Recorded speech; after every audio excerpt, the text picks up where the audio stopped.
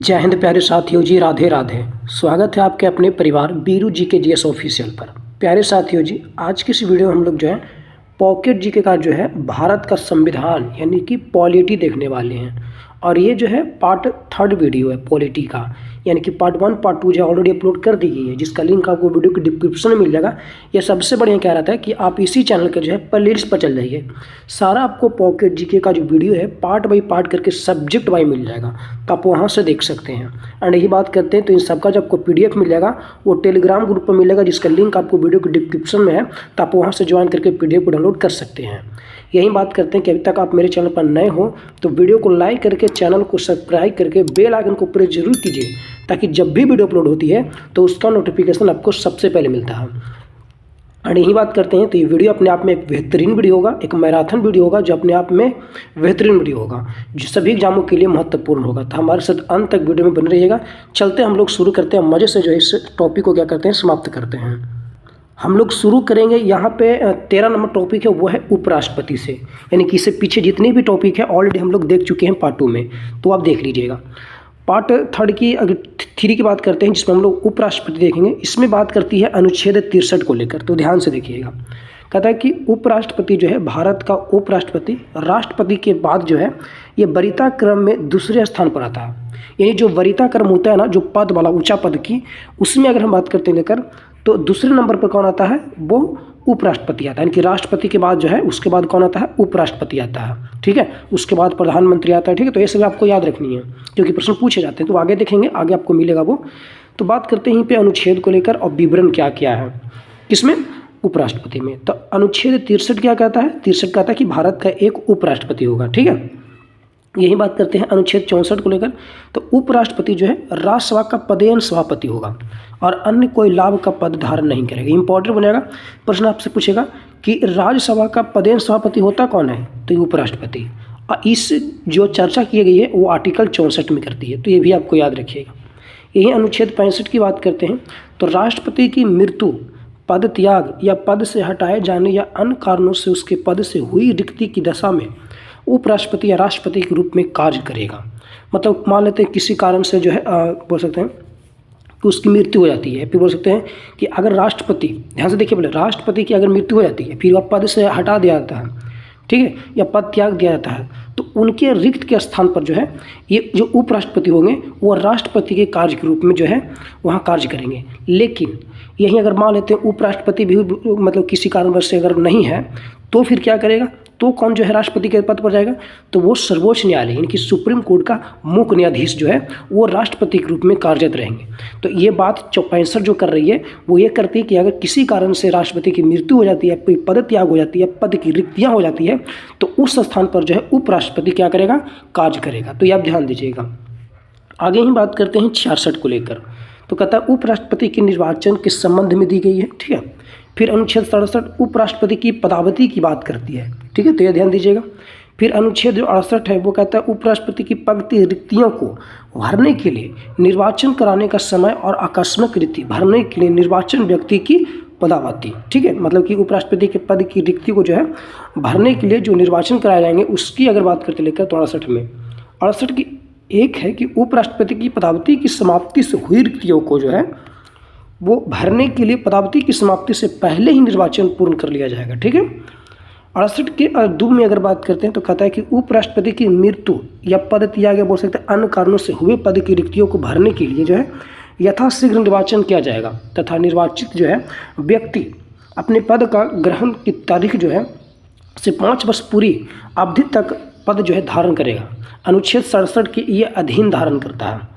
तो इसमें भी देखना है कि अगर मतलब किसी कारण से जो है उपराष्ट्रपति की मृत्यु होती है, पद त्याग देता है, उसकी रिक्तियाँ हो जाती है, तो इस स्थिति में जो है उसके यथाशीघ्र जो क्या किया जाएगा, निर्वाचन किया जाएगा उपराष्ट्रपति का। ठीक है, भरने के लिए। तो ये आपको ध्यान देनी है, 68 के 2 में बात करती है।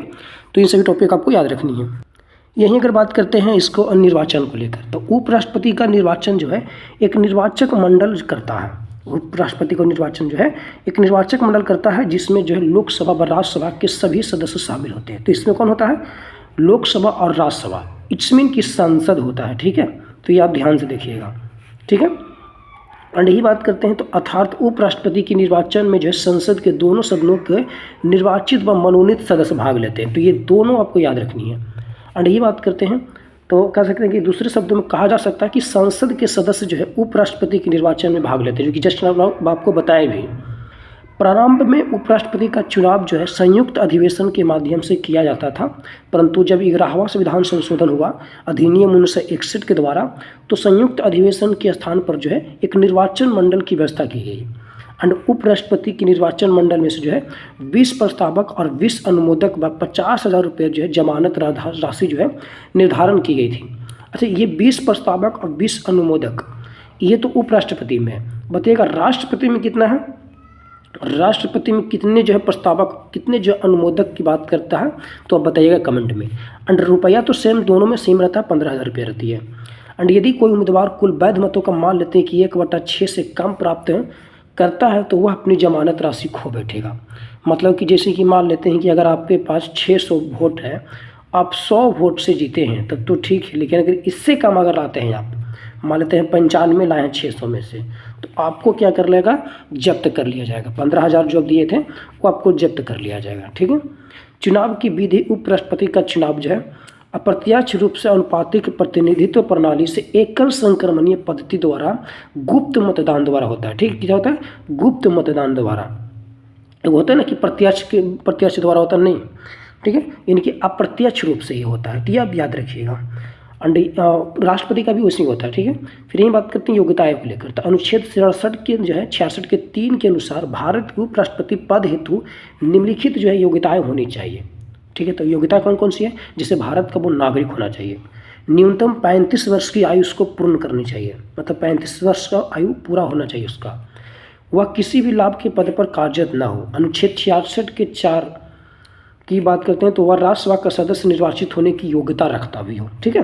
किसके लिए, राज्यसभा का सदस्य की निर्वाचन होने की योग्यता रखता हो। कार्यकाल पदावधि, संविधान के अनुच्छेद जो 67 है उसके कहता है कि उपराष्ट्रपति का जो कार्यकाल है पद ग्रहण करने की तिथि से 5 वर्ष होता है। इनकी इसका भी जो ग्रहण करने की तिथि होती है, कार्यकाल जो होती है 5 वर्ष की होती है, परंतु वह तब तक अपने पद पर बना रहा है जब तक उसका उत्तराधिकारी पद ग्रहण नहीं कर लेता। लेकिन उपराष्ट्रपति के सेवानिवृत्त होने के जो है 60 दिन के भीतर अगले उपराष्ट्रपति का निर्वाचन होता भी है। और वह जो है अपना 5 वर्ष का कार्यकाल समाप्त होने से पूर्व जो है राष्ट्रपति को संबोधित कर अपना त्यागपत्र दे सकता है। ठीक है। अगर आप किसी भी जो है टीचर या किसी भी जो है पब्लिकेशन बुक का अगर आपको PDF चाहिए तो आप जो है 94 30 53 48 79 पर जो है व्हाट्सएप मैसेज कर सकते हैं, और मात्र जो है आपको एक बुक का PDF 21 रुपये में मिल जाएगा। यानी कहने का मतलब कि आप इसमें से जो है किसी भी जो है बुक का अगर PDF प्राप्त करना चाहते हैं तो मात्र जो है आप सिर्फ 21 रुपये में जो है आप प्राप्त कर सकते हैं, चाहे वो कोई भी बुक हो। ठीक है। तो ये सभी अपने में आप बेहतरीन बुक है। अगर आप किसी भी एग्जाम की तैयारी करना चाहते हो, चाहे UPSC हो PCS हो, ये सिर्फ आपको डेमो में दिया गया है। अभी बहुत सारे बुक हैं, तो आपको कोई भी बुक का PDF चाहिए तो आपको मिल जाएगा। ठीक है। तो आप क्या करना है, 94 30 53 48 79 पर व्हाट्सएप मैसेज कर दीजिए, वहाँ पे आपको PDF भेज दिया जाएगा। मात्र 21 रुपये में जो है आपको PDF पड़ेगा। ठीक है, ये याद रखिएगा। चलिए यहीं की बात करते हैं लेकर शपथ को लेकर। अनुच्छेद 69 के अनुसार उपराष्ट्रपति अपना पद ग्रहण करने से पूर्व राष्ट्रपति के समक्ष शपथ जो है ग्रहण करता है। ध्यान से देखिएगा, जो 69 कहता है कि इसके अनुसार जो है उपराष्ट्रपति अपना पद ग्रहण करने से पूर्व राष्ट्रपति के समक्ष जो है शपथ ग्रहण करता है, यानी कि राष्ट्रपति के समक्ष में जो है ये पद ग्रहण करता है। और राष्ट्रपति द्वारा ही जो है उपराष्ट्रपति को संविधान व विधि के संरक्षण की शपथ दिलाती है। मतलब राष्ट्रपति को शपथ कौन दिलाता है, उपराष्ट्रपति, और उपराष्ट्रपति को शपथ कौन दिलाता है, राष्ट्रपति दिलाता है। और राष्ट्रपति को शपथ कौन दिलाता है, तो सुप्रीम कोर्ट का मुख्य न्यायाधीश दिलाता है। ठीक है। तो आप याद रखिएगा। फिर यही बात करते हैं नोट को लेकर। उपराष्ट्रपति की शपथ का उल्लेख जो है 3री अनुसूची में नहीं है। मैंने पहले बताया था कि जैसे कि राष्ट्रपति हो या उपराष्ट्रपति हो या फिर राज्यपाल हो, इन तीनों का जो है ना वो शपथ का जो प्रतिज्ञान है वो 3री अनुसूची में नहीं बात करती है। इन तीनों का 3री अनुसूची में नहीं आता है। इसको जो आता है ना, आपको पता होना चाहिए कि अगर 59 में जो है राष्ट्रपति का शपथ का प्रतिज्ञान दिया हुआ है तो 69 में जो है आपको देखने को मिल जाएगा किसका, उपराष्ट्रपति का। और अगर यही बात करते लेकर 159 को लेकर, तो वो कौन आ जाएगा, राज्यपाल आ जाएगा, राज्यपाल आ जाएगा। तो ये सभी जो है आपको ध्यान देनी है, ठीक है। एंड यही बात करते हैं लेकर वेतन को लेकर, तो 1997 का था कि उपराष्ट्रपति को राज्यसभा के सभापति के रूप में जो है 4 लाख रुपये मासिक वेतन भारत की संचित निधि से दिया जाता है, ठीक है। यहीं कहेंगे आपको आकस्मिक नीति दिया रहेगा, तो आप ध्यान दीजिएगा, संचित निधि से दिया जाता है। 1957 के पश्चात राज्यसभा के सभापति या उपराष्ट्रपति के पेंशन संबंधी जो है प्रावधान किए गए हैं। त्यागपत्र, उपराष्ट्रपति अपना त्यागपत्र किसे देगा, राष्ट्रपति को देगा। जब उपराष्ट्रपति पद पर नहीं होते हैं तो राज्यसभा का उपसभापति जो है उपराष्ट्रपति के कार्य का निर्वहन करता है, ठीक है। एंड ये बात करते हैं तो हटाने का प्रतिज्ञान क्या इसमें है, तो कहता है उपराष्ट्रपति को हटाने की प्रक्रिया राज्यसभा से ही शुरू की जा सकती है। इंपॉर्टेंट होगा, ध्यान दीजिएगा यहाँ पर। जैसे कि अगर हम हटाना चाहते हैं उपराष्ट्रपति को, तो इसे हटाने के लिए हम राज्यसभा से ही शुरू कर लेंगे, ठीक है। यदि राज्यसभा अपने तत्कालीन सदस्यों के बहुमत से मान लेते हैं प्रस्ताव जो है पारित कर देता है तथा लोकसभा भी जो है संबंधित प्रस्ताव को स्वीकार कर लेता है, तो फिर उस स्थिति में उपराष्ट्रपति या सभापति को जो है पद त्याग करना पड़ता है। एंड इस प्रस्ताव की सूचना जो है उपराष्ट्रपति को 14 दिन पहले ही देना पड़ेगा आपको, ठीक है। ये आप याद रखिएगा, प्रश्न पूछा जाता है। उपराष्ट्रपति को निर्वाचन संबंधी जो विवाद को जो है सर्वोच्च न्यायालय द्वारा हस्त किया जाता है, इंपॉर्टेंट बन जाएगा, ठीक है। कि अगर उपराष्ट्रपति के निर्वाचन संबंधित कोई विवाद होती है तो सर्वोच्च न्यायालय जो है ये इसका हल करता है। एंड उपसभापति जो है, अब बात करते लेकर, तो जब सभापति अपने पद पर नहीं होते हैं तो उनके कार्यों का जो है उपसभापति देखते हैं। मतलब एक सभापति हुआ जो उपराष्ट्रपति हुआ, एक और होता है उपसभापति, ठीक है। तो उस स्थिति में अगर राष्ट्रपति नहीं है, उपराष्ट्रपति नहीं है, तो उनका जो निर्वहन करेगा कार्यों का वो कौन करेगा, उपसभापति करेगा। एंड उपसभापति जो है राज्यसभा का सदस्य होता है। अच्छा, ये भी जो उपसभापति होता है वो क्या होता है, राज्यसभा का ही सदस्य होता है। उसका चयन जो है राज्यसभा के सदस्यों में ही किया जाता है। एंड उपसभापति का कार्यकाल जो है ये 6 वर्ष का होता है, तो ये आप याद रखिएगा। एंड वर्तमान में हरिवंश नारायण सिंह राज्यसभा की क्या है, उपसभापति है। तो ये चेंज होते रहते हैं, अपडेटेड के अनुसार आपको याद रखना, ये नहीं कि आपको इसी को रट लेना, नहीं। अब हम बात करते हैं भारत के उपराष्ट्रपति की व्याख्या, मतलब यहाँ से ध्यान से इनके विवरण देखेंगे, क्या जो है कौन कब से जो है कब तक रहे, क्या किन्होंने जो है क्या क्या योगदान दिए, ये सभी हम लोग देखेंगे यहाँ पर। तो सबसे पहले बात करते हैं हम लोग लेकर जो है, आप ध्यान से देखिएगा, तो क्रम की संख्या के देखेंगे। वो सबसे पहले कौन आते हैं उपराष्ट्रपति में, वो आते हैं डॉक्टर एस राधाकृष्णन, जिनका कार्यकाल 13 मई से लेकर जो है 1952 से लेकर 12 मई 1962 तक रहा। अगर आप डेट नहीं याद रखते हैं तो कम से कम आपको ईयर्स याद रखना पड़ेगा, यानी ये टोटल 10 साल रहे हैं राधाकृष्णन। और ये जो है अगर बात करते हैं तो राष्ट्रपति कौन थे, राजेंद्र प्रसाद थे उस स्थिति, मतलब उस समय में, ठीक है। एंड ये 2 बार जो है निर्विरोध निर्वाचित प्रथम उपराष्ट्रपति चुने गए थे, मतलब निर्विरोध जो है ये निर्वाचित हुए थे, और साथ ही साथ ये जो है प्रथम उपराष्ट्रपति रहे थे। एंड यही बात करते हैं तो दूसरा आते हैं डॉक्टर जाकिर हुसैन। तो 13 मई से लेकर जो 1962 से लेकर 67 तक, यानी टोटल 5 साल ये कार्यरत करते हैं। उस समय जो राष्ट्रपति थे वो सर्वपल्ली राधाकृष्णन जी थे, ठीक है। एंड यही बात करते हैं तीसरा जो आता है वो बराहगिरी, यानी वीवी गिरी, इसी को बोलते हैं, बीवी गिरी इन्हीं को बोलते हैं। और ये 67 से लेकर 69 तक रहते हैं। और उस समय जो राष्ट्रपति थे वो कौन थे, जाकिर हुसैन थे।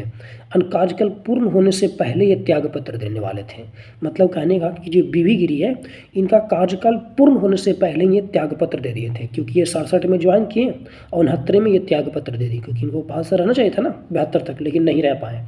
ये कार्यकाल से जो है अपने कार्यकाल से जो है त्यागपत्र दे दिए। तो कौन थे, बीवी गिरी।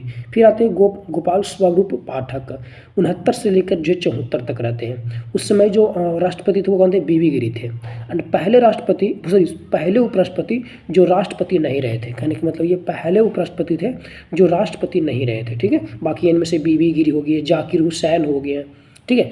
ये ऑलरेडी जो है वो उपराष्ट्रपति और राष्ट्रपति रह चुके हैं, जैसे सर्वपल्ली राधाकृष्णन हो गए, ठीक है।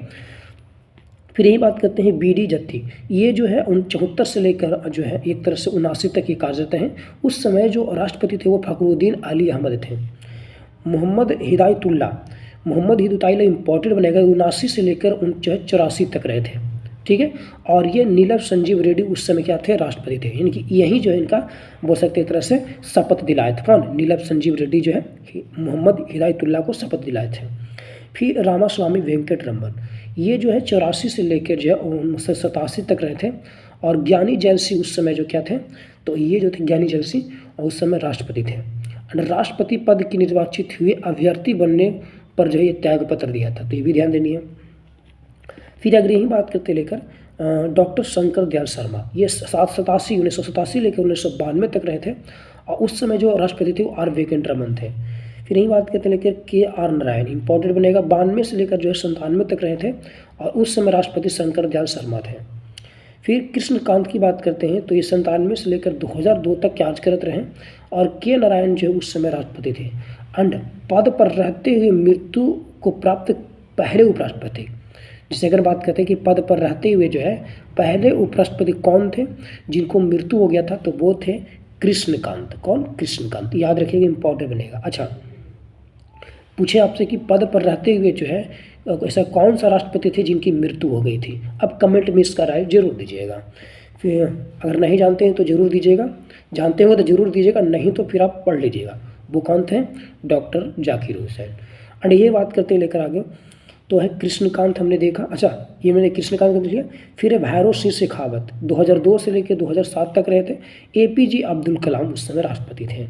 फिर आता है मोहम्मद हामिद अंसारी, तो मोहम्मद जो हामिद अंसारी है 2007 से लेकर 2012 तक, फिर 2012 से लेकर 2017 तक रहे थे। यानी टोटल हम कह सकते हैं लेकर कि ये 10 साल रहे। और उस समय जो राष्ट्रपति थे प्रतिवादी पाटिल प्रणब मुखर्जी थे। एंड राधा कृष्णन के बाद दूसरे व्यक्ति जो 2 बार राष्ट्रपति उसे उपराष्ट्रपति बने, जिसकी 2 बार जो है निर्वाचित होने वाले जो उपराष्ट्रपति थे कौन थे? डॉक्टर राधा कृष्णन थे। एंड फिर 2 बार कौन बने? तो वो तो बने मोहम्मद हामिद अंसारी, 2 बार रहे थे। ठीक है। फिर M वेंकैया नायडू, ये जो है 2017 से लेकर 2022 तक रहे। रामनाथ कोविंद उस समय जो है राष्ट्रपति थे, भाजपा के एकमात्र राष्ट्रीय अध्यक्ष जो उपराष्ट्रपति बने थे। ठीक है, तो याद रखिएगा। फिर आगे जो है वो जगदीप धनखड़ हैं, जो कह सकते हैं कि 2022 से भी ये कार्यरत हैं। एंड ये भी जो है अभी इस्तीफा दे चुके हैं।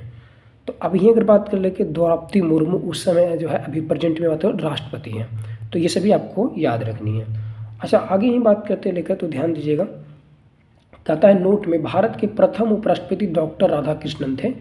ये पहले आप देख चुके हैं, जो कि 2 कार्यकाल इनका रहा, 1952 से लेकर 62 तक रहा। एंड तथा उपराष्ट्रपति रहे, और बाद में ये राष्ट्रपति भी निर्वाचित हुए थे।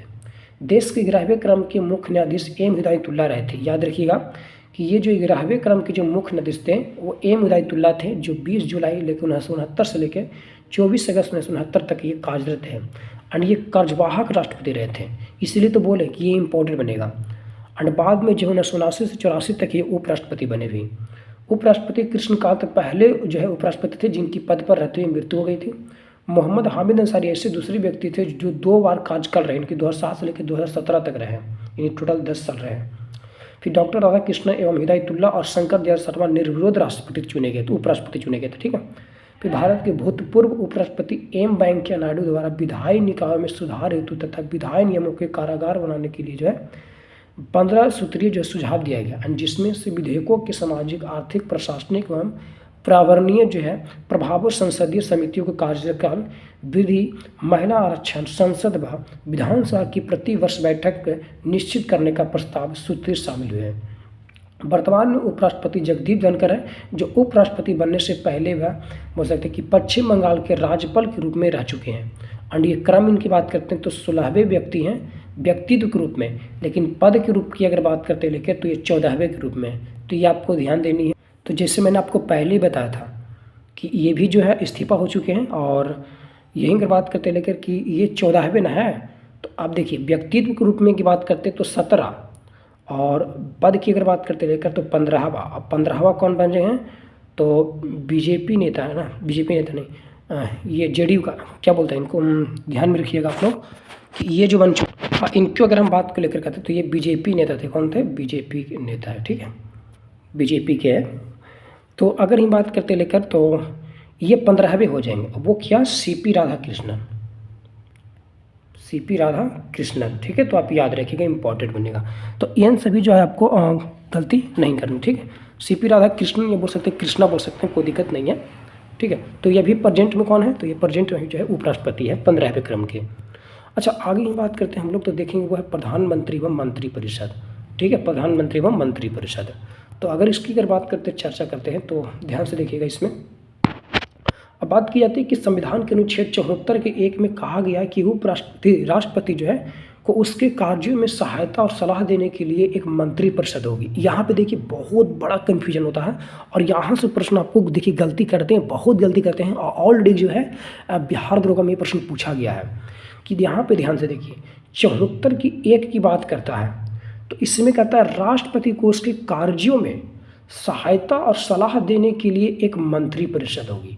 यानी मंत्री परिषद की बात करते हैं लेकर, तो 74 के 1 में बात करती है, जिसका मुखिया कौन होगा? प्रधानमंत्री होगा।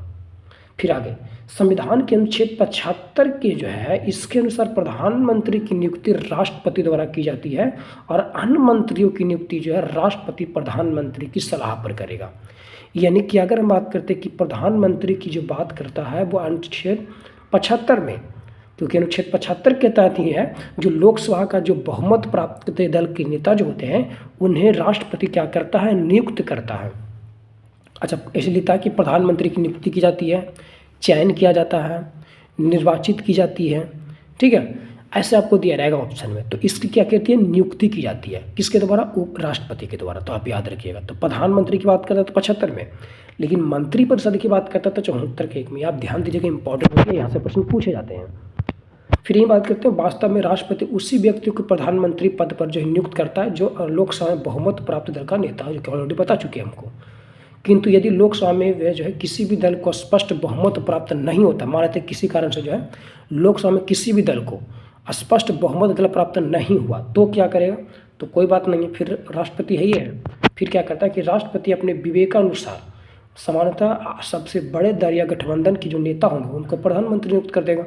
ऐसे प्रधानमंत्री को राष्ट्रपति 1 माह के भीतर सदन में विश्वास मत हासिल करने को कहता भी है। फिर अनुच्छेद 78 क्या कहता है कि राष्ट्रपति को जानकारी देने आदि के संबंध में प्रधानमंत्री का कर्तव्य होगा। मतलब कि जो राष्ट्रपति है इसको जानकारी देना के संबंध में जो है प्रधानमंत्री का कर्तव्य होगा कि कोई भी जानकारी राष्ट्रपति के बिना जो है नहीं होगी। मतलब कोई भी कार्य राष्ट्रपति के जो है जानकारी के बिना कार्य ना होगी, इसीलिए इसको सलाह देना बहुत जरूरी है, राष्ट्रपति से सलाह लेना जरूरी है, वो आर्टिकल 78 कहता है।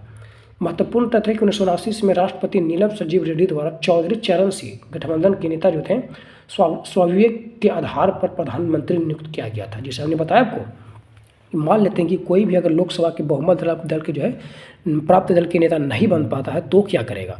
तो उस स्थिति में हम बताएं कि आपको राष्ट्रपति जो है विवेकानुसार क्या करेगा? प्रधानमंत्री नियुक्त करेगा, जो सबसे बड़े दल या गठबंधन के नेता होंगे उसको। सेम एक बार हो चुका है, वो है 1979 ईस्वी में, और राष्ट्रपति नीलम संजीव रेड्डी द्वारा जो है क्या किया गया था कि जो राष्ट्रपति जो नीलम संजीव रेड्डी थे इनको द्वारा जो है जो चौधरी चरण सिंह थे जो गठबंधन के नेता थे, इनको सुविवेक के आधार पर जो है प्रधानमंत्री नियुक्त किया गया था। तो ये आप याद रखिएगा। बाकी चौधरी चरण सिंह की बात करते हैं तो किसान दिवस हम इन्हीं के जो है जन्मदिन पर मनाते हैं, तो ये भी आप याद रखिएगा, ठीक है, अगर किसान दिवस की बात करते हैं लेकर तो, ठीक है। तो ये सभी आपको ध्यान देनी है। यहीं अगर हम बात करते हैं तो कहा जाता है कि प्रधानमंत्री की नियुक्ति में जो है राष्ट्रपति तब भी स्वविवेक का प्रयोग कर सकता है जब अचानक प्रधानमंत्री की मृत्यु हो जाए और उसका स्पष्ट उत्तराधिकारी न हो। उदाहरण के लिए 1984 में इंदिरा गांधी की हत्या के बाद जो है राष्ट्रपति ज्ञानी जैल सिंह ने राजीव गांधी को प्रधानमंत्री नियुक्त किया। मतलब समझें, कहता कि प्रधानमंत्री की नियुक्ति में राष्ट्रपति तब भी स्वविवेक का प्रयोग कर सकता है जब अचानक प्रधानमंत्री की मृत्यु हो जाती है। मतलब मान लेते हैं कि कोई भी, जैसे अभी मोदी जी हैं, लेकिन ऐसे हम नहीं बोलेंगे उनके बारे में, कोई भी गलत शब्द नहीं बोलेंगे, ठीक है। मान लेते हैं कोई जो है प्रधानमंत्री है और किसी कारणवश से उसकी मृत्यु हो जाती है पद पर रहते हुए, तो फिर तो कोई ना कोई तो प्रधानमंत्री बनाया जाएगा, हाँ बनाया जाएगा। फिर उसी प्रकार वही चीज़ होगा, स्वविवेक के अनुसार जो है उसे क्या करेगा? प्रधानमंत्री जो है नियुक्त किया जाएगा राष्ट्रपति के द्वारा। और सेम ऐसा हो भी चुका है एक बार, और वो हुआ था जब 1984 ईस्वी में जब इंदिरा गांधी जो है प्रधानमंत्री थे तो इनकी हत्या कर दी गई थी। अब इसके बाद क्या हुआ कि राष्ट्रपति जो है ज्ञानी जैल सिंह थे, ठीक है, जो राष्ट्रपति ज्ञानी जैल सिंह थे उस समय, वो क्या किए कि राजीव गांधी को जो है प्रधानमंत्री नियुक्त किया, यानी कि उनके बेटे को किया था। तो ये आप याद रखिएगा, ठीक है। फिर अगर यही बात करते हैं प्रधानमंत्री की पदावधि, सैद्धांतिका जो है रूप से प्रधानमंत्री राष्ट्रपति के जो है प्रसाद पर्याप्त जो अपना पद जो है ग्रहण करता है, ठीक है। फिर ये बात करते हैं किंतु व्यवहार में राष्ट्रपति प्रधानमंत्री को तब तक जो है बर्खास्त नहीं कर सकता जब तक उसे लोकसभा में बहुमत प्राप्त है। यदि लोकसभा मंत्री परिषद के प्रति अविश्वास प्रस्ताव पारित कर दे तो प्रधानमंत्री सहित मंत्री परिषद को त्यागपत्र देना पड़ता है, ठीक है। एंड किंतु यदि प्रधानमंत्री त्यागपत्र न दे तो राष्ट्रपति द्वारा उसे पद मुक्त कर दिया जाता है। एंड इस प्रकार प्रधानमंत्री का कार्यकाल जो है निश्चित नहीं होता है। आगे ही बात करते हैं तो कहा जाता है कि प्रधानमंत्री के वेतन एवं भत्ते, तो संसद द्वारा समय समय पर जो है प्रधानमंत्री के वेतन एवं भत्ते निर्धारित किए जाते हैं। शपथ, तो प्रधानमंत्री राष्ट्रपति या जो है बोल सकते हैं राष्ट्रपति या उपराष्ट्रपति द्वारा अधिकृत व्यक्ति के समक्ष पद न गोपनीयता की शपथ लेता है। ठीक है। और यही बात करते हैं तो प्रधानमंत्री के कार्य एवं शक्तियाँ, कहता है भारत में प्रधानमंत्री का स्थान जो है सरकार में सर्वोपरि होता है। और मंत्रिपरिषद जो है तभी अस्तित्व में आती है जब प्रधानमंत्री अपने पद की शपथ ग्रहण कर लेता है। मतलब जैसे कि शपथ ग्रहण कर लिया प्रधानमंत्री तो उसके बाद क्या हो जाती है, मंत्रिपरिषद बनाई जाती है। ठीक है। फिर यही बात करते लेकर तो प्रधानमंत्री की मृत्यु या त्यागपत्र की स्थिति में संपूर्ण मंत्रिपरिषद भंग हो जाती है। मतलब मान लेते हैं कि प्रधानमंत्री की मृत्यु है या फिर त्यागपत्र दे दिया तो उस स्थिति में जो संपूर्ण मंत्रिपरिषद है वो भंग कर दिए जाएंगे। जब किसी मंत्री की मृत्यु या पदत्याग की जो है स्थिति में केवल एक मंत्री पद रिक्त होता है। मतलब जैसे कि मान लेते हैं कि जैसे प्रधानमंत्री की शपथ लिया तो एक मंत्रिपरिषद बनाया जाएगा। अब मंत्रिपरिषद में से अगर किसी की मृत्यु हो जाती है तो ऐसा नहीं कि पूरा मंत्रिपरिषद भंग कर दिया जाएगा, नहीं, सिर्फ उसी व्यक्ति का जो है रिक्त होगा। मतलब जो है मंत्री का जो पद है वो रिक्त होगा। ठीक, सबों का नहीं होगा। लेकिन अगर प्रधानमंत्री की मृत्यु हो जाती है या त्यागपत्र देता है तो पूरे के पूरे मंत्रिपरिषद भंग हो जाएंगे। ये आप ध्यान दीजिएगा। ये नहीं कहता ना प्रधानमंत्री हम डूबेंगे सबके लिए डूबेंगे ठीक है, यही बात करता है। आगे ही बात करते हैं तो प्रधानमंत्री एक सेतु के रूप में कार्य करता है और मंत्रिपरिषद तथा संसद के बीच, मंत्रिपरिषद तथा राष्ट्रपति के बीच। ठीक है, इसमें कोई दिक्कत नहीं। फिर कहता है कि इसी कारण जवाहरलाल नेहरू ने प्रधानमंत्री को सरकार की केंद्रीय धुरी भी कहा है। तो सरकार की केंद्रीय धुरी कहा जवाहरलाल नेहरू ने प्रधानमंत्री को कहा है। फिर प्रधानमंत्री के परामर्श पर ही जो है राष्ट्रपति द्वारा मंत्रियों की नियुक्ति की जाती है। तो बताए थे कि जो नियुक्तियों की जाती है मंत्रिपरिषद जो होते हैं उनकी जो नियुक्ति की जाती है वो प्रधानमंत्री के परामर्श पर की जाती है राष्ट्रपति के द्वारा। तथा वह मंत्रियों के बीच विभाग का बंटवारा तथा इसे बंटवारे में वह परिवर्तन भी कर सकता है। वह मंत्रिपरिषद की बैठकों की जो है अध्यक्षता करता है तथा नियंत्रण, निर्देशन एवं समन्वय स्थापित करता है। वह किसी मंत्री से जो है त्यागपत्र मांग सकता है या वह से बर्खास्त करने के लिए राष्ट्रपति को परामर्श दे सकता है। यानी प्रधानमंत्री चाहेगा तो किसी को भी त्यागपत्र मांग सकता है या फिर उसे बर्खास्त कर देगा, लेकिन उसके लिए जो है राष्ट्रपति को परामर्श देना पड़ेगा। ठीक है, तो आप ध्यान दीजिएगा। अच्छा, आगे ही बात करते हैं तो ध्यान दीजिएगा। वो कहता है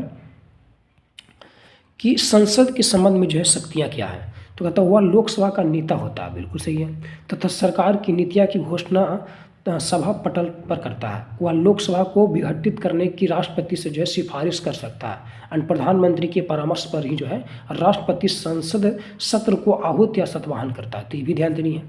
फिर प्रधानमंत्री के अन्य कार्य एवं शक्तियाँ क्या है। तो कहता है कि अध्यक्ष, राष्ट्रीय अध्यक्ष, यहाँ पे ध्यान से देखिएगा, जो प्रधानमंत्री है इनकी अन्य कार्य एवं शक्तियाँ क्या की है। तो ये अध्यक्ष किसका किसका रहेगा, यहाँ से प्रश्न पूछा जाता है। जैसे राष्ट्रीय विकास परिषद का ये अध्यक्ष रहता, राष्ट्रीय एकता परिषद का अध्यक्ष रहता, अंतर्राज्यीय परिषद का अध्यक्ष रहता, इम्पोर्टेंट हो जाएगा। राष्ट्रीय जल संसाधन जो है परिषद के अध्यक्ष रहता, नीति आयोग तो पता नहीं होगा आपको, इसका अध्यक्ष रहबे करता, पूछा था प्रश्न है। वैज्ञानिक व औद्योगिक अनुसंधान परिषद का भी अध्यक्ष रहता है ये। तो ये सभी प्रश्न पूछे जाते हैं, याद रखिएगा। फिर यही बात करते हैं प्रधानमंत्री की कुछ शक्तियाँ इस प्रकार भी है, जैसे मंत्रिपरिषद का निर्माण करना, मंत्रियों का चयन करना, विभागों का बंटवारा करना, मंत्रियों को विभागों का आवंटन करना, मंत्रिपरिषद का पुनर्गठन करना, मंत्रिमंडल का अध्यक्ष होना, राष्ट्रपति तथा मंत्रिमंडल के बीच की कड़ी होना, सदन का नेता होना, वो सरकार का मुखिया होता है, नियुक्ति करते हैं प्रधानमंत्री, राष्ट्रपति को विभिन्न संवैधानिक नियुक्तियाँ करने की सिफारिश करता है। ठीक है, तो ये सभी उनकी क्या प्रमुख शक्तियाँ हैं जो कर सकता है। फिर आगे यही बात करते हैं लेकर, तो कहता है कि राष्ट्रपति को जो है देख लें हम लोग, अंडर 9 में जो है अनुच्छेद 78 के अनुसार प्रधानमंत्री का यह कर्तव्य हुआ कि वह जो है, देखिए यही इंपॉर्टेंट है, ये जो 78 क्या कहता है कि इसके अनुसार प्रधानमंत्री का यह कर्तव्य होगा ना कि संघ के कार्यपाल के प्रशासन संबंधित और विधान इन कानूनी जो है विषयक और संघ के कार्यपाल के प्रशासन संबंधित और विधान इन कानून संबंधित विषयों की जानकारी राष्ट्रपति को दे वो मांगे। ये करता है 78 के अनुसार। और यही बात करता है तो राष्ट्रपति द्वारा अपेक्षा किए जाने पर जो है किसी ऐसे विषय को मंत्रिपरिषद के समक्ष विचार के लिए रखे जिस पर किसी मंत्री को जो है ने विनिश्चित कर दिया है किंतु मंत्रिपरिषद ने विचार नहीं किया हो। आगे ही बात करते हैं तो अगला कहता है कि प्रधानमंत्री विदेश जो है नीति का निर्धारक है, वह विदेश नीति के सफल क्रियान्वयन के लिए जो है उत्तरदायी होता है, इसीलिए प्रधानमंत्री को विदेश नीति का सूत्रधार भी कहते हैं। एंड यही बात करते हैं तो वह मंत्रिमंडल की बैठकों की अध्यक्षता करता है और विभिन्न मंत्रालयों के जो कार्यों में समन्वय स्थापित करता है। मतलब डायरेक्ट हम कह सकते हैं कि अगर पूरी जो है, आप ये भी सोच सकते हैं कि जब अगर पूरी मंत्रिपरिषद ही प्रधानमंत्री के हाथ में है तो वो कुछ भी कर सकता है, ठीक है। फिर अगर यही बात करते हैं तो कहता है कि प्रधानमंत्री की भूमिका क्या होती है। तो प्रधानमंत्री संपूर्ण राष्ट्र का केंद्र बिंदु होता है, वह संघ की कार्यपालिका का वास्तविक प्रधान होता है। देखिए, अगर हम बात करते हैं संघ की कार्यपालिका का प्रधान कौन होता है तो राष्ट्रपति, लेकिन वास्तविक प्रधान कौन होता है तो प्रधानमंत्री, याद रखिएगा। वह नीति निर्धारण व क्रियान्वयन के लिए उत्तरदायी है तथा प्रशासनिक दक्षता के साथ साथ जो है जनता और सरकार तथा संसद के बीच संबंध एवं संपर्क बनाए रखता है। प्रधानमंत्री की भूमिका के संबंध में विभिन्न राजनीतिज्ञों एवं विवेताओं ने अपने अपने विचार दिए हैं। जैसे मुनरो ने कहा था कि प्रधानमंत्री राजरूपी जहाज का कप्तान है, याद रखिएगा। लॉर्ड माले ने कहा था वह समान पद वाले में प्रथम है, किसके बारे में, प्रधानमंत्री के बारे में। डॉक्टर अम्बेडकर ने कहा था कि वास्तव में प्रधानमंत्री संपूर्ण तंत्र की धुरी है, तो ये भी ध्यान देनी है। अंडर नेक्स्ट की अगर बात करते हैं तो भारत के जो प्रधानमंत्री रहे उनकी जो कार्यकाल का विवरण जो है वो हम लोग देखेंगे यहाँ। तो अगर बात करते हैं भारत के प्रधानमंत्री, ठीक है, थोड़ा सा फास्ट में देखेंगे क्योंकि इतना इंपॉर्टेंट नहीं बनेगा, लेकिन अब बीच बीच से आपको प्रश्न पूछेगा कि बताइए इनमें से जो है क्रम के अनुसार प्रधानमंत्री कौन है, ठीक है। ठीक है, आपको 4 गो ऐसे ऑप्शन दिया रहेगा, 4 गो ऑप्शन दे दिया रहेगा, चौधरी चरण सिंह, इंदिरा गांधी, राजीव गांधी, ठीक है, विश्व प्रताप सिंह। तो इस प्रकार आपको दिया रहेगा, बीचे से दिया रहेगा। तो आपको पूछेगा क्रम में बताइए कौन कौन प्रधानमंत्री पहले कार्य कर चुके हैं, आरोही क्रम में या फिर अवरोही क्रम में लिखें, बताएं। तो आपको याद करना पड़ेगा, ठीक। ऐसा नहीं इसको हल्के में नहीं लेना, क्योंकि प्रश्न आप अपडेटेड हो जा रही है, कुछ बेहतर प्रश्न पूछा जा रहा है, अलग से पूछा जा रहा है, तो आपको याद करना पड़ेगा। अब ये नहीं कि 2 गो आगे याद करना, 2 गो पीछे याद करनी, नहीं, ये सबसे बड़ा गलती है, पूरी याद रखनी है आपको। हाँ, डेट नहीं, यस उतना नहीं याद रखिएगा तो ये याद हो जाएगा, ऐसा नहीं कि याद नहीं होता, ये भी याद हो जाता है, नॉर्मली याद हो जाता है। बस रिलेटेड आप करने जो है सीख जाइएगा ना तो याद हो जाएगा, ठीक है। तो चलिए देखते हैं, सबसे पहले हम लोग देखते हैं जवाहरलाल नेहरू के बारे में। 15 अगस्त 1947 से लेकर 27 मई 1964 तक रहे, जो कि सबसे लंबा इनका कार्यकाल रहा। एंड ये भारतीय राष्ट्रीय कांग्रेस, इनकी INC का जो है राष्ट्रीय दल के जो है राजनीतिक दल के ये नेता रहे थे, और इलाहाबाद उत्तर प्रदेश चुनाव ये क्षेत्र इनका रहा था। फिर गुलजारी लाल नंदा आते जो कार्यवाहक राष्ट्रपति के रूप में, यानी कि इनकी मृत्यु के बाद ही जो है ये कार्यवाहक के रूप में ये शामिल हुए। 27 मई 1964 से लेकर 9 जून 1964 तक रहे थे ये। इट्स मीन कि ये भारतीय भी राष्ट्रीय कांग्रेस के ही जो है राजनीतिक दल के नेता थे, और ये मुंबई जो है महाराष्ट्र के चुनावी क्षेत्र के नेता थे। फिर लाल बहादुर शास्त्री की बात करते हैं, उसके बाद आते हैं 9 जून 1964 से लेकर 11 जो है जनवरी 1966 तक रहते हैं, यानी मात्र 2 साल रहते हैं। और ये भी जो INC का ही राजनीतिक दल थे, और ये इनका जो चुनावी क्षेत्र था वो इलाहाबाद उत्तर प्रदेश था। फिर यही बात करते हैं, उसके बाद इंदिरा गांधी आते हैं। तो इनके बारे में पता होना चाहिए आपको कि 66 से लेकर जो है 77 तक रहे थे, एंड ये फिर बार एक बार चुनाव जो है जीते थे। और ये भी यानी INC क्या हो जाएगा, इनका जो चुनावी क्षेत्र रायबरेली उत्तर प्रदेश था। फिर उसके बाद आते हैं मोरारजी देसाई। देखिए, अगर इसको आपको याद करनी है तो हम बताएं एक ट्रिक आपको, आप याद कर लीजिएगा पंचवर्षीय योजना। पंचवर्षीय योजना अगर आप याद कर लेते हैं ना तो मैं 100% गारंटी देता हूँ कहीं का टोटल जो आपका ईयर जो है वो याद हो जाएगा। जैसे कि पहले 3 जो ईयर थे पंचवर्षीय योजना में वो पंडित जवाहरलाल नेहरू का था। फिर अगला जो 3 ईयर्स आया था, 3 वर्ष जो पंचवर्षीय योजना रहे, 3 बार पंचवर्षीय योजना में वो रहे थे कौन, इंदिरा गांधी रहे थे, ठीक है। तो ऐसे भी अगर याद रखते हैं थोड़ा थोड़ा करके तो आपको याद हो जाएगी। बाकी आपकी मर्जी, जैसे याद कर सकते हैं, मेरी कोई दिक्कत नहीं है। अब आगे ही बात करते लेकर तो हम लोग देख रहे थे यहाँ पर किसके बारे में, इंदिरा गांधी जी के बारे में। तो ये इनका देख लिया हम लोग। फिर उसके मोरारजी देसाई जो कि सबसे याद रखिएगा कि 77 से लेकर जो है 79 तक रहते हैं, ये जनता पार्टी के नेता थे। और इनका जो चुनावी क्षेत्र था वो सूरत गुजरात था, ठीक है।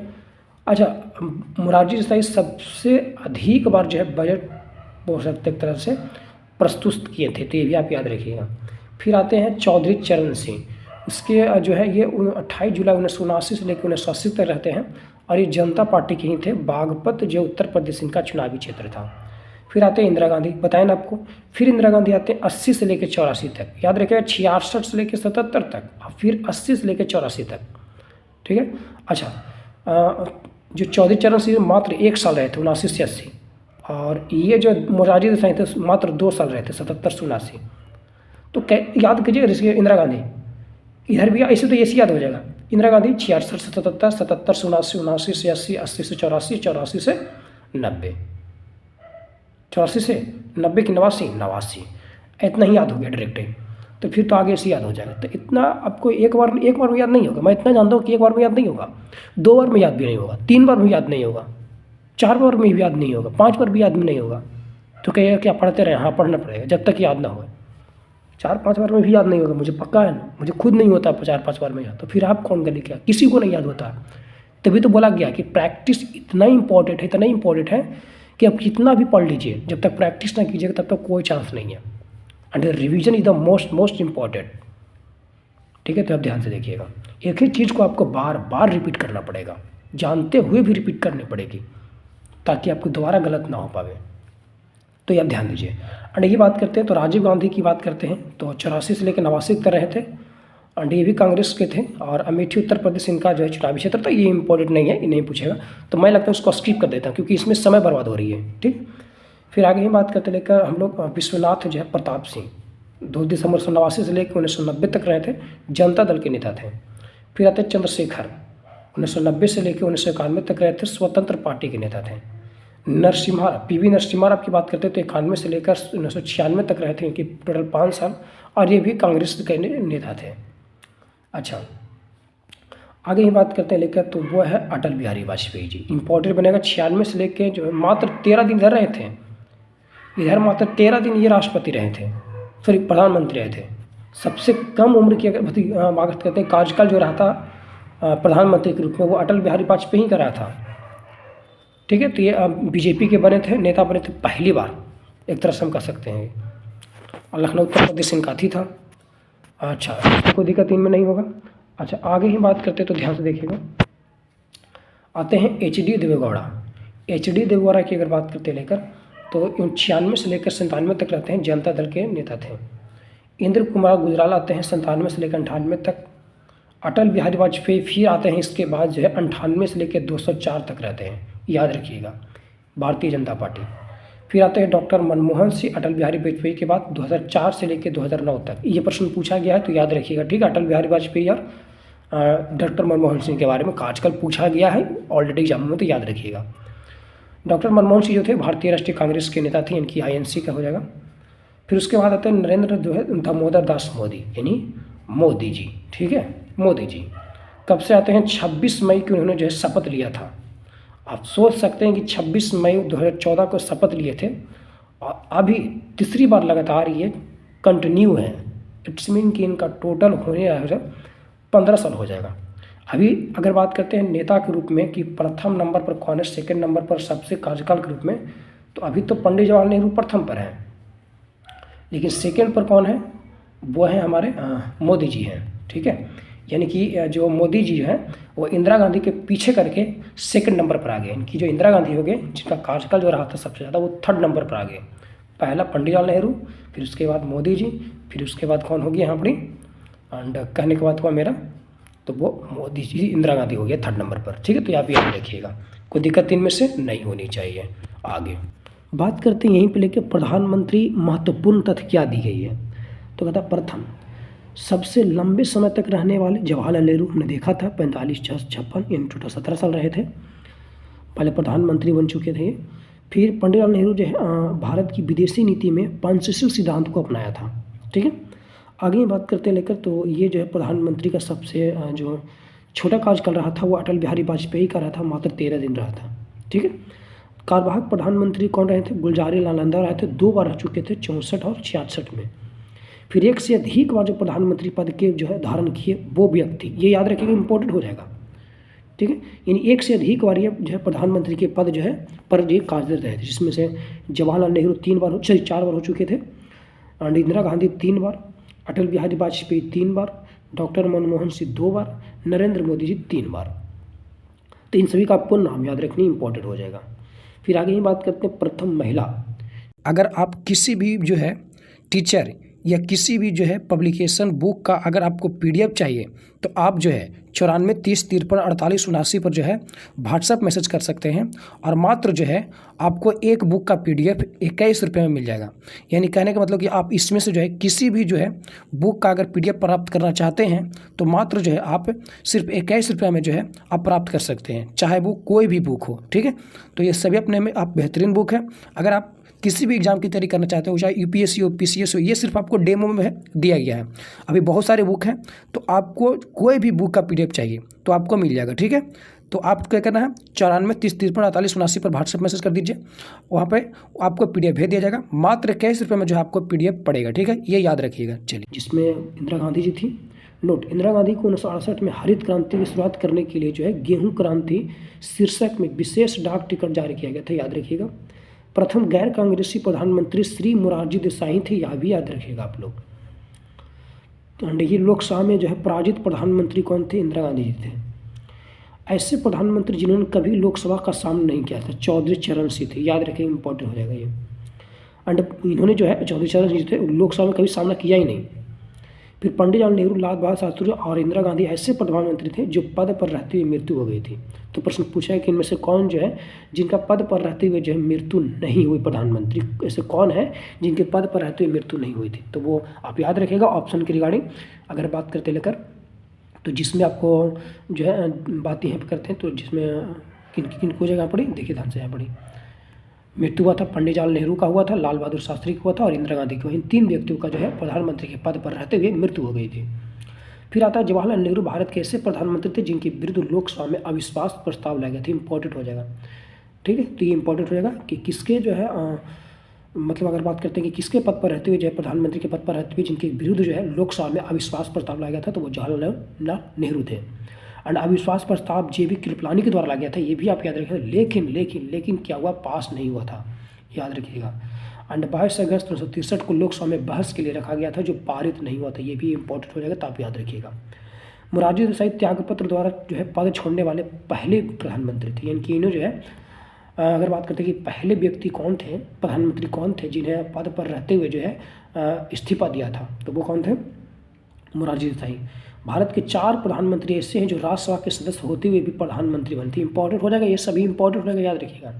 प्रश्न पूछेगा कि इनमें से कौन जो है कि राज्यसभा के साथ साथ जो है प्रधानमंत्री के पद भी जो है धारण किए हैं, ठीक है, कि पद पर भी रहे हैं। तो इनमें से कौन कौन हो जाएगा? तो इंदिरा गांधी हो जाएंगे, ये राज्यसभा भी रह चुके हैं, प्रधानमंत्री भी रह चुके हैं। इंद्र कुमार गुजराल भी हो जाएगा, HD देवेगौड़ा भी हो जाएगा, डॉक्टर मनमोहन सिंह हो जाएंगे।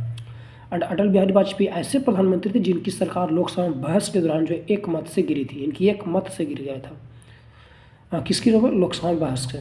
फिर मोरारजी देसाई जो है Chaudhary Charan Singh and BP Singh, PV Narasimha Rao, HD Deve Gowda, Narendra Modi ऐसे प्रधानमंत्री जो अपने राज्य के मुख्यमंत्री भी रह चुके हैं। तो ये भी प्रश्न पूछेगा कि इनमें से कौन ऐसे प्रधानमंत्री हैं जो राज्य के जो है प्रधानमंत्री के साथ साथ जो है वो अपने राज्य के जो है राष्ट्रपति मुख्यमंत्री भी रह चुके हैं।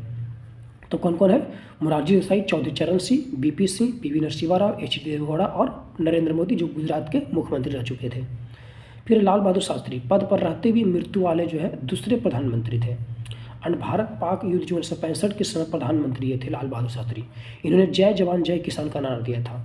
फिर आता है इंदिरा गांधी जी, कार्यकाल 15 वर्ष रहा। इनके कार्यकाल के दौरान जो है सर्वाधिक बार अविश्वास प्रस्ताव लाया गया था, याद रखिएगा। इनके कार्यकाल के दौरान ही जो है विपक्ष नेता पद को वैधानिक दर्जा दिया गया था। पद के दौरान जो इनकी मृत्यु हो गई थी 1984 में। फिर उसके बाद 84 के बाद कौन आता है? तो वही मतलब कि जैसे कि इनकी मृत्यु हो गई इंदिरा गांधी जी का। अब मृत्यु हो गया इंदिरा गांधी जी का, तब क्या करेगा? प्रधानमंत्री के पद से थे, इंदिरा की मृत्यु हो गया तो राष्ट्रपति जो है अपने विवेकानुसार क्या किया कि उनके जो है बेटे को, मतलब कि राजीव गांधी को क्या किया, प्रधानमंत्री नियुक्त किया था। ठीक है, तो आप याद रखिएगा। और 84 से जो है 89 तक रहे थे ये प्रधानमंत्री के रूप में। ठीक है, तो याद रखिएगा। फिर आते हैं उसके बाद जो है हम लोग देखें यहाँ पे मोरारजी देसाई सबसे उम्रदराज प्रधानमंत्री थे और इन्होंने सर्वाधिक इनकी 10 बार बजट पेश किए थे। तो ये आप याद रखिए, इंपॉर्टेंट हो जाएगा। सबसे उम्रदराज के भी प्रधानमंत्री रह चुके हैं। और मोरारजी देसाई जो है अपने पद पर रहते हुए, प्रधानमंत्री के पद पर रहते हुए जो है इस्तीफा देने वाले प्रथम प्रधानमंत्री थे। फिर उसके बाद आते हैं राजीव गांधी, यह सबसे युवा प्रधानमंत्री, इनकी 40 वर्ष की उम्र थे। विश्वनाथ प्रताप सिंह अविश्वास प्रस्ताव के बाद इस्तीफा देने वाले प्रथम प्रधानमंत्री बनते हैं। चंद्रशेखर ऐसे पहले प्रधानमंत्री थे जो प्रधानमंत्री बनने से पहले किसी भी वैसे जो है संवैधानिक पद पर ये नहीं रहे थे। फिर आता है पीवी नरसिम्हा राव, दक्षिण भारत के प्रथम प्रधानमंत्री रहे। इन्होंने पूर्व की ओर देखा नीति को अपनाया तथा भारत में आर्थिक सुधारों की नीति को जो है 1991 में अपनाया था। तो भारत की आर्थिक जो है सुधारों की नीति जो है 1991 में अपनाया किसने? पीवी नरसिम्हा राव, याद रखिएगा। फिर आगे यही बात करते हैं एचडी देवगौड़ा को लेकर। तो कहता है कि कर्नाटक के मुख्यमंत्री के पद से इस्तीफा देकर रहे प्रधानमंत्री बने। एंड या तीसरे मोर्चे इनकी क्षेत्रीय दल और गैर कांग्रेसी और भाजपा की तरफ से जो है प्रधानमंत्री बने। फिर अटल बिहारी वाजपेयी कार्यकाल पूरा करने वाले प्रथम गैर कांग्रेसी प्रधानमंत्री थे। फिर ये बात करते हैं लेकर तो मनमोहन सिंह प्रथम सिख प्रधानमंत्री थे जिनको हाल ही फिलहाल मृत्यु हुई है। फिर नरेंद्र मोदी दामोदर दास मोदी, ये भारत के 14वें प्रधानमंत्री हैं। प्रधानमंत्री में जो है कार्यकाल के आधार पर घटता हुआ क्रम बात करते लेकर तो घटता हुआ कि प्रथम पर कौन? जवाहरलाल नेहरू, दूसरा पर यहाँ पे इंदिरा गांधी नहीं होगा, अब जो हो जाएगा यहाँ पर ही नरेंद्र मोदी हो जाएंगे, उसके बाद इंदिरा गांधी होगा और उसके बाद मनमोहन सिंह हो जाएंगे। ठीक है, तो यहाँ पे याद रखिएगा।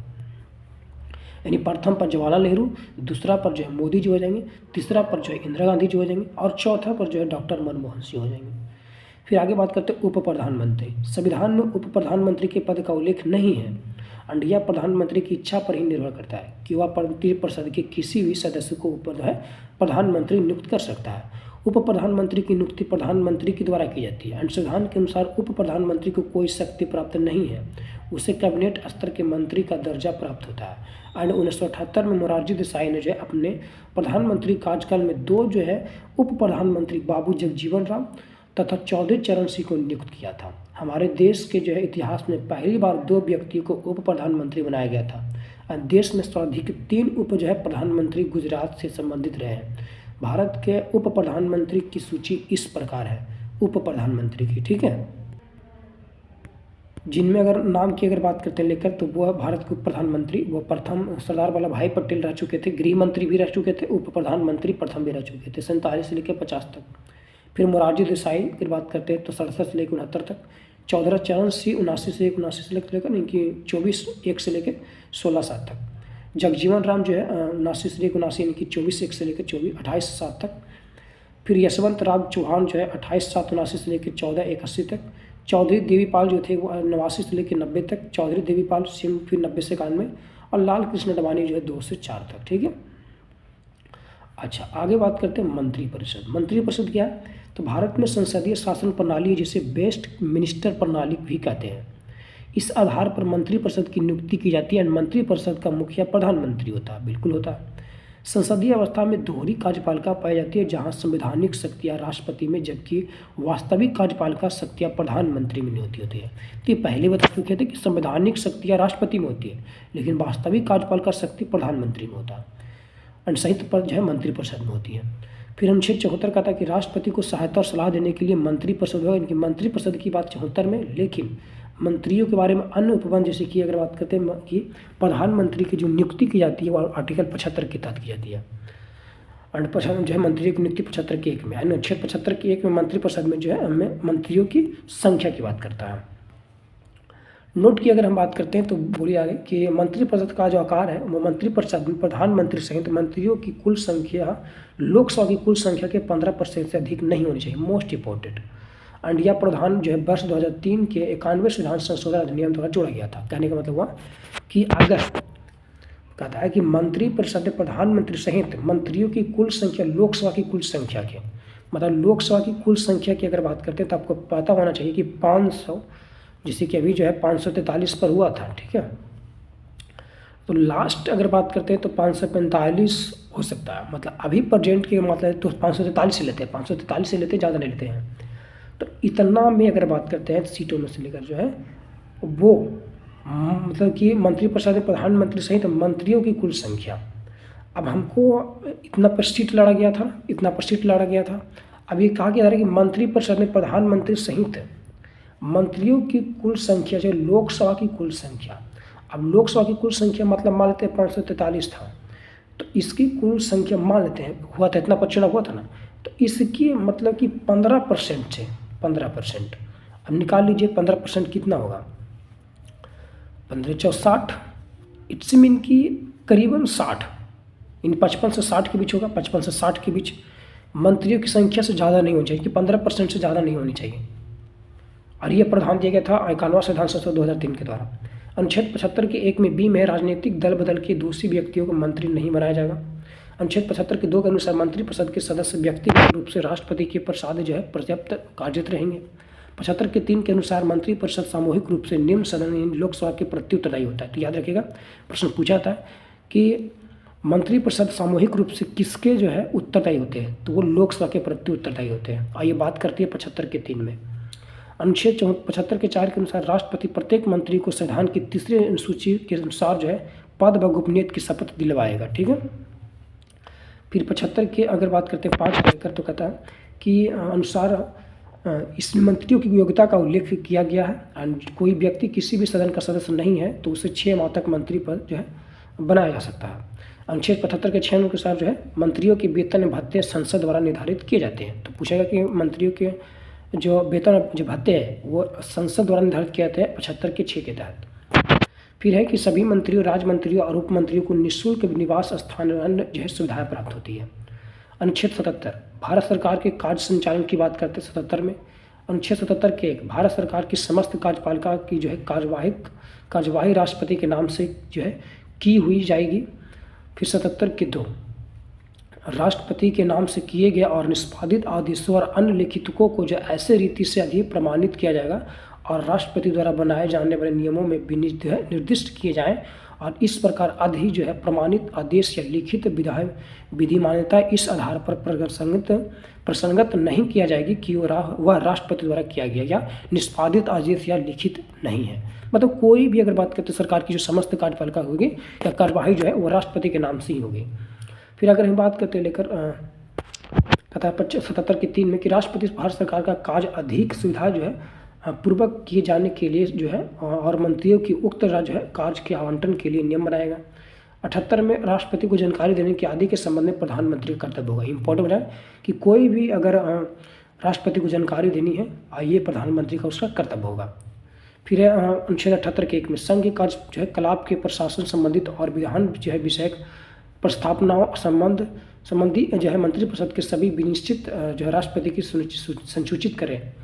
फिर ये बात करते लेकर 78 के 2 में इस जो है संघ के कार्यपालिका के प्रशासन संबंधित और विधान जो है विषयक प्रस्तावनाओं संबंधी जो जानकारी राष्ट्रपति मांगे वह दे। ठीक है। और यही बात करते हैं 78 के 3 में, तो कहता है किसी विषय को जिस पर जो है किसी मंत्री ने विनिश्चित कर दिया है किंतु मंत्रिपरिषद ने विचार नहीं किया है, राष्ट्रपति द्वारा अपेक्षा किए जाने पर मंत्रिपरिषद के समक्ष जो है बोल सकते हैं कि विचार जो है लिए रखे जाएंगे। ठीक है।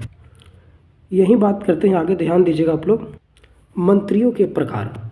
अब मंत्रियों के प्रकार क्या है, तो मंत्रिपरिषद में मंत्रियों की 3 श्रेणियाँ होती है, याद रखिएगा। एक होता है कैबिनेट मंत्री, एक होती है राज्य मंत्री और एक होती है उप मंत्री। इन सभी मंत्रियों में शीर्ष स्थान पर प्रधानमंत्री होगा। कैबिनेट मंत्री ये केंद्र सरकार के महत्वपूर्ण मंत्रालय जैसे गृह, रक्षा,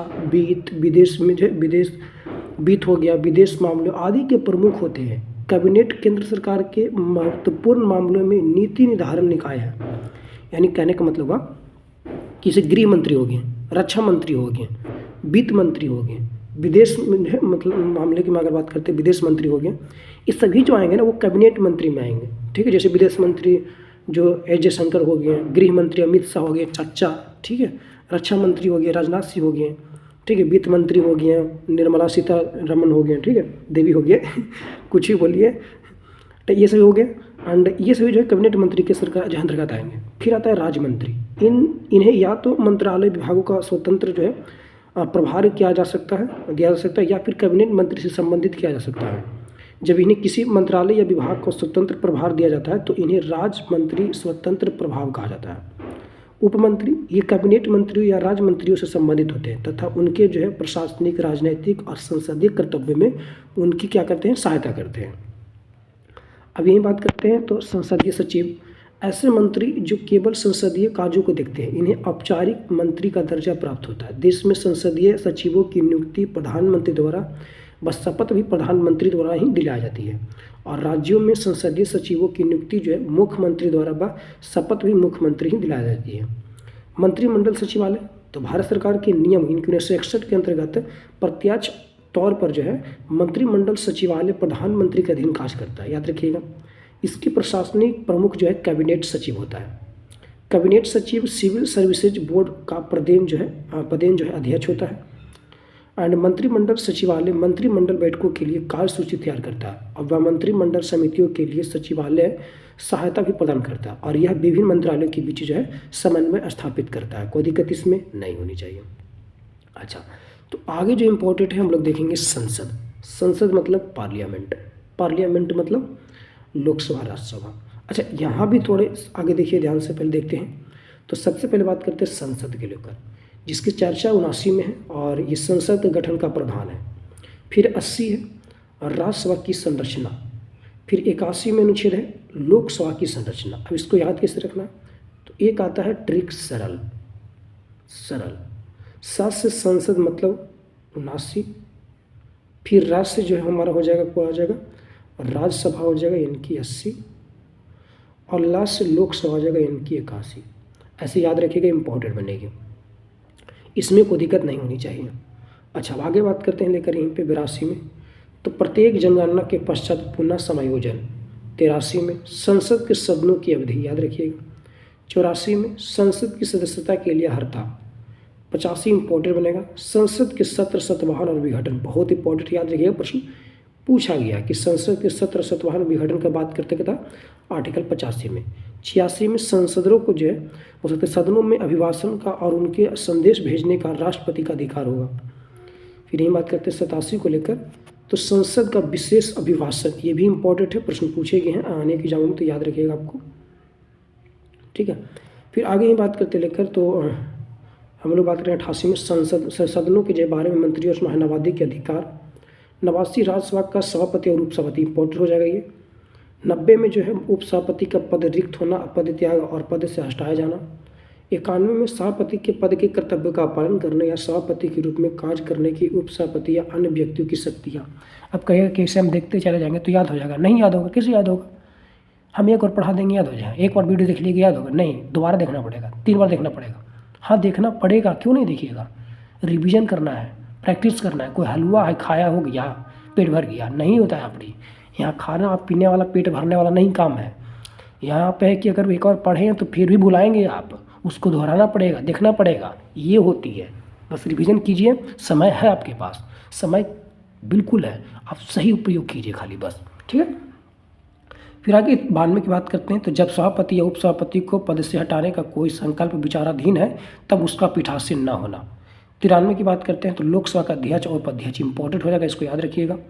94 में है अध्यक्ष और उपाध्यक्ष पद जो है रिक्त होना, पद त्याग और पद से हटाया जाना। फिर 95 की अगर बात करते हैं लेकर, तो कहता है कि अध्यक्ष के पद के कर्तव्यों का पालन करने या अध्यक्ष के रूप में कार्य करने के उपाध्यक्ष या अन्य व्यक्तियों की शक्ति। 96 में जब अध्यक्ष उपाध्यक्ष को पद से हटने का कोई संकल्प विचाराधीन है तब उसका पीठासीन न होना। 97 में है सभापति और उपसभापति तथा अध्यक्ष और उपाध्यक्ष के वेतन और भत्ते। 98 में संसद का सचिवालय, इंपॉर्टेंट हो जाएगा, याद रखिएगा, संसद का सचिवालय 98 बात करता है। 99 की बात करते हैं सदस्यों द्वारा शपथ या प्रतिज्ञा, क्या हो जाएगा, सदस्यों द्वारा शपथ या प्रतिज्ञा। 100 सदनों में जो है मतदान रिक्तियों के होते हुए भी सदनों की कार्य करने की शक्ति और गणपूर्ति। 101 में जो है स्थानों का रिक्त होना और 102 में सदस्यता के लिए निहरता है, ठीक है। 103 में अगर बात करते लेकर, तो कहता है कि संसदीय जो है सदस्यों की निहरताओं से संबंधित प्रश्नों पर निश्चय। और यही बात के 104 में, तो अनुच्छेद 99 के अधीन शपथ लेने या प्रतिज्ञान करने से पहले या आहृत न होते हुए या फिर निहत हुए जो है किए जाने पर बैठने और मत देने के लिए शक्तियाँ। 105 में संसद के सदनों की तथा उनके सदस्यों और समितियों की शक्तियाँ, विशेषाधिकार आदि सभी देखने को मिलेगा। यही बात करते हैं लेकर 106 में, तो कहता है कि सदस्यों के वेतन और भत्ते। 107 विधेयकों के पुनर्स्थापन और पारित किए जाने के संबंध में उपबंध। 108 इंपॉर्टेंट बनेगा, कुछ दशाओं में दोनों सदनों की संयुक्त बैठक। ये दोनों सदनों की संयुक्त बैठक जो बात करती है 108 करती है, इंपॉर्टेंट हो जाएगा। 109 में धन विधेयक के संबंध में विशेष प्रक्रिया, यहाँ ध्यान रखिए विशेष या प्रक्रिया की बात करता है, लेकिन धन विधेयक की परिभाषा की बात करता है तो 110 हो जाएगा। देखिए प्रक्रिया की बात करता है, विशेष प्रक्रिया की बात करता है धन विधेयक के बारे में तो 109, लेकिन परिभाषा की बात करता है धन विधेयक का तो 110। ये इंपॉर्टेंट होगा, याद रखिएगा, कन्फ्यूजन नहीं होना। फिर 111 में विधेयक पर अनुमति, 112 में वार्षिक वित्तीय विवरण यानी कि इसी को हम बजट के रूप में जानते हैं, तो ये भी याद रखिएगा, एक बार नहीं बल्कि अनेकों बार प्रश्न पूछा गया। और अनुच्छेद 122 में हो जाएगा, ऐसे 112 में हो जाएगा। और 113 में जो संसद में प्रावधानों के संबंध में प्रक्रिया, 114 में विनियोग विधेयक, 115 में अनुपूरक अतिरिक्त या अधिक अनुदान, 115 की अगर बात करते हैं हम लोग देख चुके हैं। 116 में लेखानुदान, प्रत्यानुदान और अपवादानुदान। 117 इम्पोर्टेंट बनेगा, वित्त विधेयक के बारे में विशेष उपबंध। देखिए विशेष उपबंध इसमें बात करता है, लेकिन प्रक्रिया के नियम की बात करते हैं तो 118 करता है वित्त विधेयक के बारे में। यही 119 में संसद में वित्तीय कार्य संबंधित प्रक्रिया का जो है विधि द्वारा विनियमन। 120 में संसद के प्रयोग की जाने वाली भाषा इंपॉर्टेंट बन जाएगा यहाँ पर। 121 में संसद में चर्चा पर निर्बंध हो जाएगा।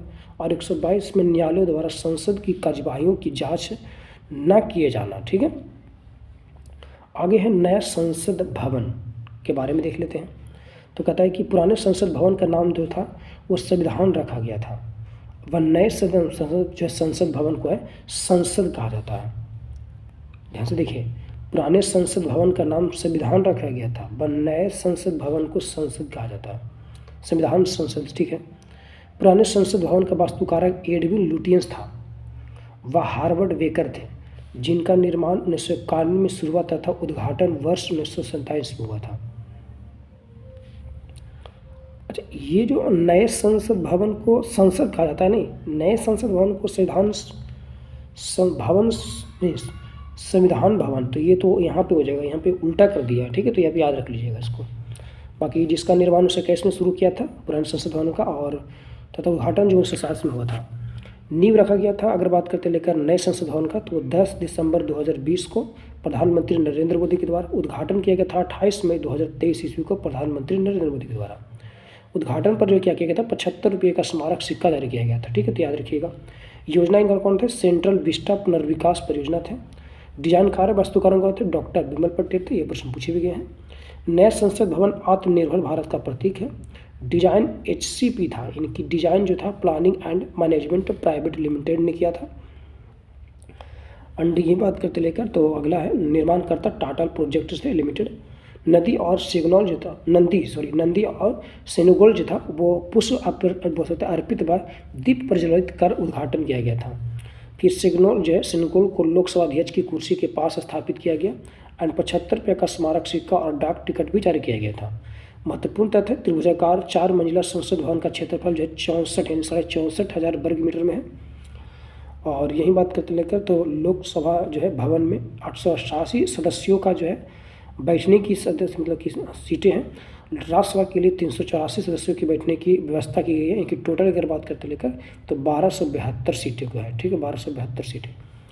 और संयुक्त सत्र के दौरान लोकसभा जो है भवन 1272 यानी कि 888 जो है लोकसभा के लिए, 384 राज्यसभा के लिए सदस्य एक साथ बैठ सकते। तो याद रखिए, इंपॉर्टेंट बनेगा ये भी। फिर अगर यही बात करते लेकर तो लोकसभा की आंतरिक सज्जा की थीम क्या थी, राष्ट्रीय पक्षी मोर था। एंड राज्यसभा की आंतरिक जो सज्जा की थीम थी, राष्ट्रीय फूल कमल था। संसद भवन में राष्ट्रीय वृक्ष बरगद भी है। अखंड भारत का ये नक्शा भी उकेरा है। ईरान और अफगान की सीमा तक का पूर्ण भारत विदेश है। यहीं ऋग्वेद की रचना जो है एकम जो है सत्य वृपा बहुधा बदंती को भी जो है उकेरा कहा गया है। संसद भवन में बने म्यूरल्स यानी दीवार पर चित्रकारी मूर्तिकारी का निर्माण किया गया है। मूर्तिकार जो थे नरेश कुमावत ने किया था। 75 फीट लंबे समुद्र मंथन का भी चित्रांकन है।